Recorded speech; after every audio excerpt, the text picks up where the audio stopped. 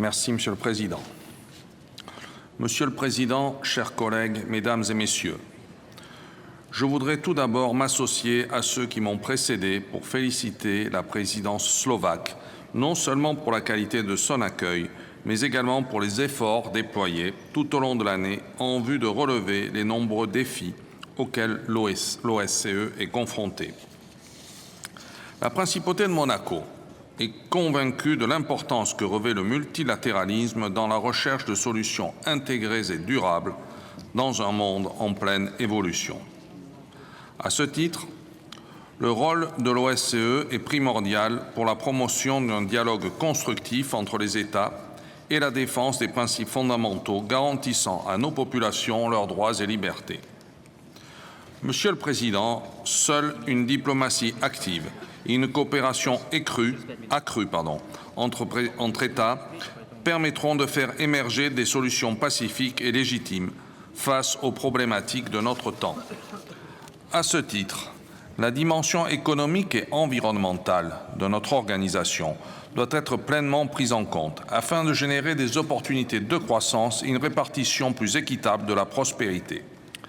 Monaco soutient ainsi les efforts de l'OSCE pour promouvoir la coopération énergétique et accueille favorablement un projet de décision dans ce domaine à l'occasion du présent Conseil ministériel. De même, l'évolution des technologies de communication nous impose une harmonisation des pratiques de surveillance afin de garantir la sécurité du cyberespace, dont un usage inapproprié pourrait engendrer des conséquences irréparables au plan mondial. Et j'encourage donc l'OSCE à sensibiliser les États participants sur l'impérieuse nécessité de partager les connaissances et expériences dans ce domaine.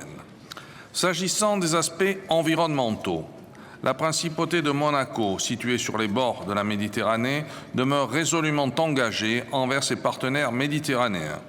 Une collaboration plus étroite entre les institutions existantes pourrait du reste permettre d'atteindre des résultats tangibles en matière de développement durable et de préservation du milieu marin.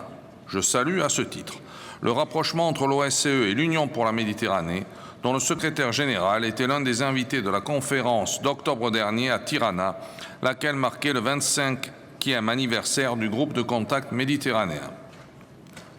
Sous l'impulsion de son Altesse Sérénissime, le prince Albert II de Monaco, le gouvernement de mon pays multiplie les initiatives visant à sensibiliser tous les pays riverains à une bonne gouvernance des écosystèmes marins, ainsi qu'à une gestion durable de l'eau, des pêches et de toutes les ressources naturelles qui font partie de nos cultures et qui seront vitales pour les générations futures.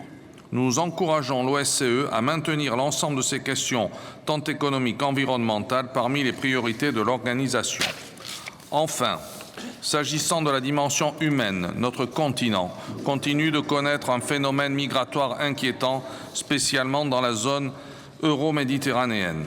Le renouvellement de l'engagement financier du gouvernement de Monaco en faveur du projet de lutte contre la traite des êtres humains le long des routes de migration en Méditerranée, mise en œuvre par l'OSCE, est un témoignage de la volonté de mon pays de promouvoir le dialogue et la coopération entre tous les États et de continuer à doter les services policiers et judiciaires de moyens adéquats suffisants pour combattre ce fléau. La prévention est toujours préférable à la répression. C'est pourquoi il est indispensable que nous joignions nos forces et compétences pour identifier les causes de ce phénomène et apporter des solutions appropriées en vue de préserver la dignité des migrants. Une nouvelle fois, Monaco souhaite réaffirmer son profond attachement à la défense des droits de l'homme, à la lutte contre toutes les formes de discrimination, à la lutte contre le terrorisme et les trafics illicites, à la promotion des libertés fondamentales.